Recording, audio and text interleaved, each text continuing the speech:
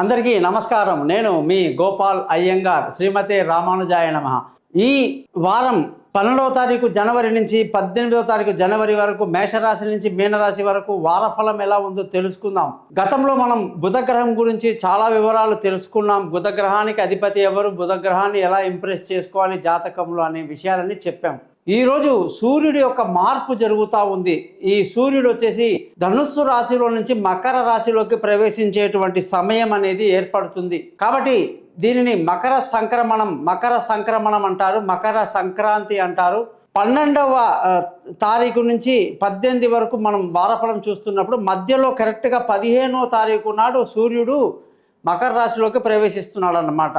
దానివల్ల కూడా 12 రాశులకు ఎలాంటి చేంజెస్ ఉన్నాయనేది తెలుసుకుంటూ ఈ వారంలో గ్రహాల స్థితి చూసుకుంటే గురువు వృషభ రాశిలో, చంద్రుడు మిథునం, కర్కాటకం, సింహం రాశిలో ప్రయాణిస్తూ, కుజుడు కర్కాటక రాశిలో, కేతు కన్యా రాశిలో, సూర్యుడు బుధుడు ధనుసు రాశిలో ఉండి 15వ తారీఖు నాడు సూర్యుడు వచ్చేసి మకర రాశిలోకి రావటం, శని శుక్రగ్రహాలు కుంభరాశిలో కలిసి ఉండడం, రాహు మీనరాశిలో సంచరించడం అనేది ఈ వారం జరుగుతూ ఉంది. ఈ వారఫలం అంతా కూడా ఆదివారం నుంచి శనివారం వరకు, మృగశిర నక్షత్రం నుంచి పూర్వ ఫల్గుని నక్షత్రం వరకు, త్రయోదశి తిథి నుంచి పంచమి తిథి వరకు ఉంటుంది. మీ అందరికీ నేను తెలియజేసేదంటే ఈరోజు మనం కొంతవరకు సూర్యగ్రహం గురించి తెలుసుకొని ముందుకు వెళ్తే చాలా బాగుంటుంది. దయచేసి ఇది తెలుసుకోవటం వల్ల మీకు ఎంత ప్రయోజనం అంటే ఏమాత్రం మీ టైం వేస్ట్ కాదని తెలియజేస్తున్నా. సూర్యుడు స్వతహాగా తనకు తానే అధిపతి. సూర్యగ్రహానికి అధిదేవత సూర్యుడే. మిగతా అన్ని గ్రహాలకి కూడా ఖచ్చితంగా వేరే వేరే దేవతలు అధిదేవతలుగా ఉంటారు. కానీ సూర్యుడు తనకు తానే అధిష్టాన దేవతగా ఉండడం వల్ల సూర్యుడు అన్ని మతాలకి కూడా కనిపించే సూర్యుడు కాబట్టి ఖచ్చితంగా వాళ్ళ మతంలోకి సూర్యుని లాగకపోతే మరి వాళ్ళ మతానికి విలువ ఉండదు. అదేంటయ్యా కనబడే చంద్రుణ్ణి లాగట్లేదు, మీరు సూర్యుడిని చూపించట్లేదు, మీదేం మతం అని అడుగుతారు జనాలు. అందుకే వాళ్ళు కొత్త కొత్త మతాలు పుట్టించుకుంటారండి. కొందరు దుర్మార్గులు కలిసి అలా అది మొక్క కాస పెద్ద వటవృక్షం అయిపోయి కొన్ని మతాలు ఉన్నాయి ఇప్పుడు. సూర్యుని కుమారుడు అంట. ఏందో ఆ భాష ఏంటో అదేంటో మనకు అర్థం కాదు. సూర్యుని కుమారుడు అని చెప్పేసి వదిలేశాడు. ఇంకొకడు అసలు సూర్యుని కన్సిడర్ చేయకుండా చంద్రుడే దేవుడు అనుకుంటాడు. ఇంకొకడు రకరకాల మనుషులు ఉంటారండి. హిందూ మతం మాత్రమే ఆదిత్యుడికి సూర్యుడికి అనేక నామాలతో అత్యంత అద్భుతమైనటువంటి గౌరవాన్ని ఇచ్చి సూర్యనారాయణుడు సూర్యమండలం దాటి అనేక 14 లోకాలండి. అసలు పైన 7 లోకాలు, కింద 7 లోకాలు ఉంటాయండి.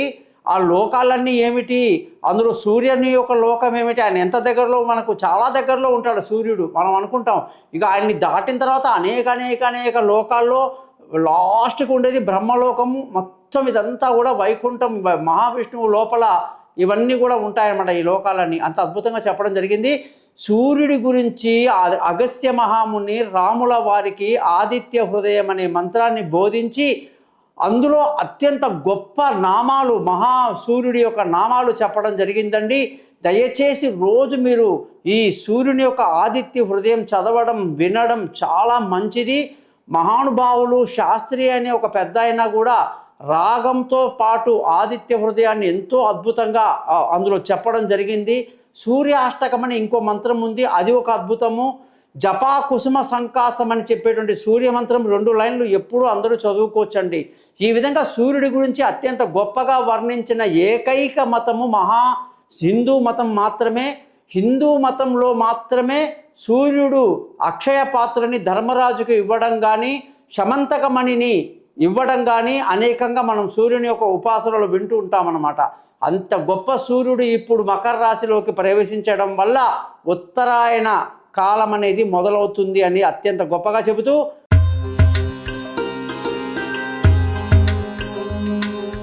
అందరికీ నమస్కారం. ధనుసు రాశి వాళ్ళకి 12వ తారీఖు జనవరి నుంచి 18వ తారీఖు జనవరి 2025 వరకు ఎలా ఉండబోతుందో చూద్దాం. ఈ రాశి వాళ్ళకి అదృష్టానికి కేర్ ఆఫ్ అడ్రస్ సూర్యుడు అన్నమాట. అటువంటి సూర్యుడు ఇప్పుడు ధనుస్సు రాశిలో నుంచి మకర రాశిలోకి 15వ తారీఖు బయలుదేరుతున్నారు. మరి అక్కడ 1 మంత్ ఆయన ప్రయాణం ఉంటుంది. మరి ఈ రాశి వాళ్ళకి అది ఎలా ఉంటుందంటే మంచి అదృష్టవంతులు అవ్వడమే కాదు, తండ్రి నుంచి రావాల్సిన ఆస్తులు మామగారి నుంచి రావాల్సిన ఆస్తులు, పెద్దల నుంచి రావాల్సిన సపోర్ట్ అన్నీ కూడా బ్రహ్మాండంగా లభిస్తుంది అని గ్రహించాలి. ధనుసు రాశి వాళ్ళందరికీ కూడా అదృష్టం చాలా బాగుంటుంది. అదొక్కటి చాలు, అన్ని సమస్యల నుంచి మీరు ఈజీగా బయటపడిపోతారు. మీకు మంచి స్నేహితుడు ఈ సూర్యుడు కాబట్టి ఆదిత్య హృదయం సూర్యాష్టకం చదవడం ఇంకా మంచిది. మకర రాశి అంటేనే మనకి ధనుసు రాశి అంటే గురువు అధిపతి కాబట్టి గురువు స్థితి వృషభ రాశిలో ఉండడం 15వ తారీఖు మే వరకు 2025 వరకు అక్కడే ఉంటాడు. ఇంకా 5 నెలలు మరి సరస్వతి నదికి పుష్కరాలు వచ్చేంత వరకు ఉంటారు కాబట్టి గురువు స్థితి కొరకు మీరందరూ కూడా కనక పుష్యరాగాన్ని చూపుడు వేలుకి పెట్టుకొని గురు మంత్రాన్ని 16 సార్లు చదువుకొని శనగలు ప్రసాదాన్ని గురువారం పంచడం ఎంతో మంచిది. 16 వేలతో ఒరిజినల్ సర్టిఫికేట్తో మన దగ్గర దొరుకుతాయి. కాంటాక్ట్ చేయండి. దాంతోపాటు మీకు 50 పేజీల జాతకము అలాగే 15 నిమిషాలు మీ జాతకం రికార్డు చేసిన దాన్ని మీకు పెట్టడం జరుగుతుంది. మీరందరూ కూడా జాతకం తెలుసుకోండి, గురుదక్షిణ ఉంటుంది. అలాగే సింపుల్గా ఏ సమస్యకున్నా పరిష్కారం చెప్తాం కాబట్టి thesimple.astrologer.com అనే ఈ ఛానల్ని సబ్స్క్రైబ్ చేయడం, బంధువులకు తెలియజేయడం మర్చిపోవద్దు. ఈ వారం మీరందరూ పండగలలో చాలా ఆనందంగా ఉంటారు, ఎంజాయ్ చేస్తారు, విందులు వినోదాల్లో పాల్గొంటారు, ధన ఆదాయం బ్రహ్మాండంగా ఉంటుంది, అనేక రకాల సంపాదన అనేది చేసుకుంటారు. అలాగే పిల్లల చదువులో ఉత్తీర్ణత బాగుంటుంది, కుటుంబ సంతోషం బాగుంది, బంధువుల స్నేహితుల సహాయ సహకారాలు విపరీతంగా ఉంటాయి, చిన్ననాటి స్నేహితుల్ని కలుసుకుంటారు, వాళ్ళతో కలిసి బాగా ఎంజాయ్ చేస్తారు. మీ జాతక రీత్యా మీకు విలువైన వస్తువులు, భూములు, ఇల్లు, వాహనాలు ఏది కొనాలన్నా జాతకంలో చూసిన తర్వాత చేసుకుంటే మంచిది. లేకుంటే బాగా డబ్బు లాస్ అయ్యే అవకాశాలు లేకపోలేదు. తల్లి ఆరోగ్యం పట్ల కొంత జాగ్రత్తలు తీసుకోండి. పిల్లల యొక్క భవిష్యత్తు కానీ చూసుకుంటే వాళ్ళ చదువులు, వాళ్ళ విదేశీయానాల విషయంలో అనేక జాగ్రత్తలు తీసుకోవడం మంచిది. తెలివి తక్కువ నిర్ణయాలు తీసుకునే అవకాశాలు ఉంటాయి కాబట్టి బంధువులు, స్నేహితులు మేమంటే ఉంటారు కాబట్టి వాళ్ళ సలహా తీసుకోండి. మీ జాతక రీత్యా మీకు మీ ఆరోగ్యపరమైన విషయాల్లో కూడా మీరు ఎటువంటి బెంగా లేదు, బ్రహ్మాండమైన ఆరోగ్యము, శత్రువులు మిత్రులు అవుతారు, అప్పుల బాధలు తొలగిపోతాయి అని చాలా గొప్పగా చెప్పొచ్చు. భార్యాభర్తల మధ్య చక్కటి సయోధ్య కలిగి సంతోషంగా ఆనందంగా ఉంటారు. ప్రేమికులకు చాలా మంచిది. దూరంగా ఉన్న భార్యాభర్తలు కలుసుకుంటారు. ముఖ్యంగా పెళ్లి కాని వాళ్లకు పెళ్లి కుదురుతుంది. పార్ట్నర్షిప్లో వ్యాపారాలు కలిసి వస్తాయి అని చెప్పి బ్రహ్మాండంగా చెప్పొచ్చు.